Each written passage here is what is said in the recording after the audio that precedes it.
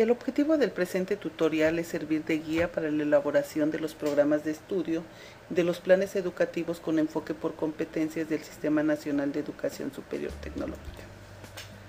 El contenido del programa de estudio abarca 8 puntos. El primero, datos generales de la asignatura, posteriormente la presentación. Como tercer punto, los participantes en el diseño y seguimiento curricular del programa. Como cuarto punto, las competencias a desarrollar. En el quinto, las competencias previas de otras asignaturas. En el sexto, el temario. La siguiente, actividades de aprendizaje. El octavo, las prácticas. El noveno, el proyecto integrador. El 10, la evaluación por competencias, tanto específicas como genéricas. Y por último, las fuentes de información. Aquí presentamos el formato que a partir de las reuniones de seguimiento curricular se ha establecido. Este es con la finalidad de presentar un esquema que contribuya a servir de guía al docente que impartirá las asignaturas correspondientes a los planes de estudio de la Dirección General de Educación Superior Tecnológica.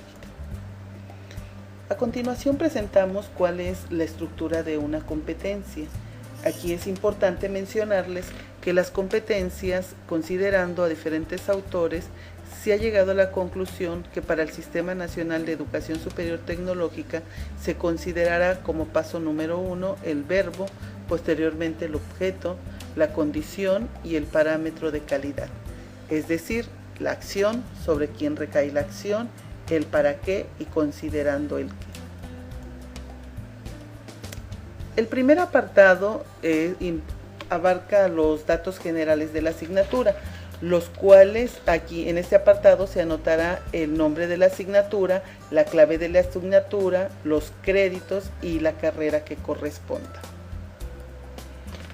En el apartado número 2 se anotará la caracterización de la asignatura y la intención didáctica. A este apartado se le ha denominado presentación. En el apartado de caracterización de la asignatura se anotará la aportación de la asignatura al perfil, la importancia que esta asignatura tiene para el perfil de egreso, en qué consiste, las interrelaciones que existen con otras asignaturas.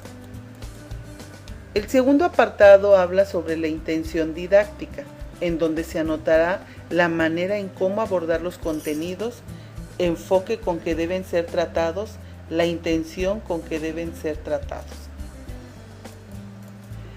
El apartado número 3, denominado participantes en el diseño y seguimiento curricular del programa, aquí se contempla quiénes son las instituciones que han participado en las reuniones nacionales de diseño y de seguimiento curricular de los planes de estudio. Es importante mencionar que aquí se anota el nombre del Instituto Tecnológico en donde pertenecen los docentes que participan en este tipo de reuniones. El apartado número 4 se ha conformado por 3 puntos. El primero son la competencia general de la asignatura, ¿sí?, que ahí se contemplarán las competencias o competencias que se van a fortalecer con la asignatura de que se trate, y estas competencias en su conjunto van a conformar lo que es las competencias del perfil de egreso. El siguiente punto son las competencias específicas. En este apartado se anotarán las competencias de cada uno de los temas que conforman este programa de estudio. El tercer apartado de este punto son las competencias genéricas. Aquí se anotarán aquellas competencias que están consideradas de acuerdo al Alpha Tuning. Estas competencias, que son 27, únicamente deberán ser registradas en el programa de estudio las competencias que realmente se vayan a fortalecer con las actividades que se hayan diseñado. En el apartado número 5 se anotarán las competencias previas de otras asignaturas, es decir, en este apartado no se anotarán las competencias de cada tema, sino se anotarán las competencias de asignaturas que son requisito para que se pueda continuar con la que le sigue. En el apartado 6 se anotarán el número del tema, y los subtemas necesarios para lograr las competencias de esta asignatura y en su conjunto las competencias del plan de estudios. En el apartado número 7 se anotarán las actividades que el estudiante debe desarrollar para lograr las competencias de cada tema. Es importante que aquí se anoten las actividades no solamente para formar las competencias específicas de la asignatura, sino también para fortalecer las competencias genéricas que fueron establecidas en uno de los apartados anteriores. Es importante que en el desarrollo de estas actividades se considere que hay un inicio, un desarrollo y un cierre, y también que se busca la integración del saber, saber hacer y saber ser.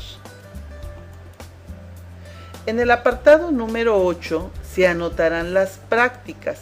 Estas prácticas es importante que se especifiquen de manera genérica en este documento, ya que posteriormente los docentes podrán participar en el desarrollo de prácticas en los formatos ya establecidos. Aquí se especificará de manera general qué es lo que va a hacer el estudiante para poder fortalecer los conocimientos que ha adquirido en el desarrollo de la asignatura. Como anteriormente se dijo, no se busca que el estudiante solo adquiera el conocimiento, sino también que adquiera las habilidades necesarias para poder demostrar que tiene las competencias. Esto se hará a través de los desempeños que demuestre. Ya mencionamos que para tener una competencia se deben de conjugar 3 atributos: el saber hacer y el saber ser. Y en el apartado de prácticas, el elemento que se estará fortaleciendo es el saber hacer. Las prácticas en los formatos que ya se establecieron deberán contener los siguientes elementos: datos generales, nombre de la práctica, competencia o competencias a desarrollar, la introducción, los materiales y equipos necesarios para llevar a cabo la práctica, los pasos a seguir en este apartado denominado metodología, las recomendaciones necesarias para realizar las prácticas, las observaciones y algo muy importante es un cuestionario de reflexión para que el estudiante pueda especificar cómo ha llegado al resultado que obtuvo a través del desarrollo de la práctica. Por último, se anotarán las fuentes de información. El proyecto integrador es uno de los pasos que se ha agregado a la estructura del programa, ya que el proyecto integrador lo podemos entender como una estrategia didáctica que consiste en realizar una serie de actividades que consideran un inicio, un desarrollo y un fin. ¿Cuál es el propósito del proyecto integrador? El proyecto integrador identifica, interpreta, argumenta y busca resolver problemas del contexto, lo cual contribuye a la formación de una o varias competencias del perfil de egreso a través de la resolución de problemas. El proyecto integrador, para llevarse a cabo, contempla una serie de pasos. Número 1, la contextualización y o diagnóstico.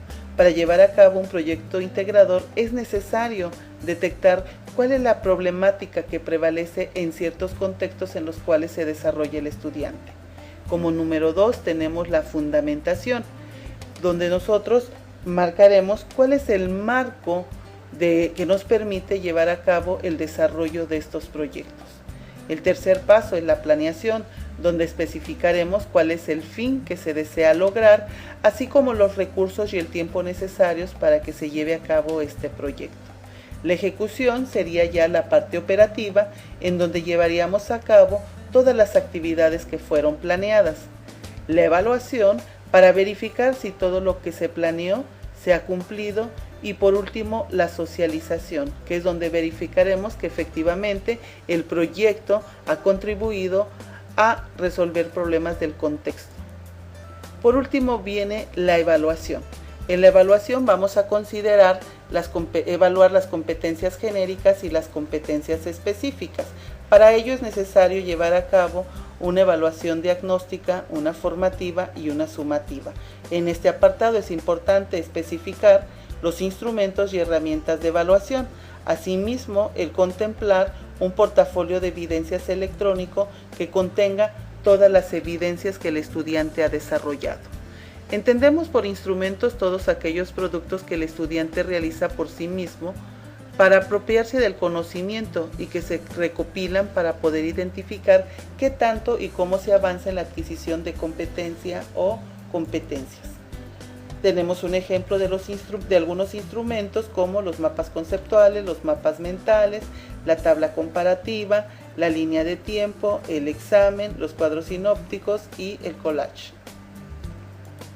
Como herramientas son todos aquellos elementos que permiten al docente incidir o intervenir para la apropiación de los conocimientos, la adquisición de habilidades y el fortalecimiento de los valores que generan las actitudes deseables. Estas herramientas son consideradas, algunas de ellas, como registros anecdóticos, guías de observación, matriz de valoración, lista de cotejo, guía de proyectos, video, rúbricas, entre otros. Por último, las fuentes de información.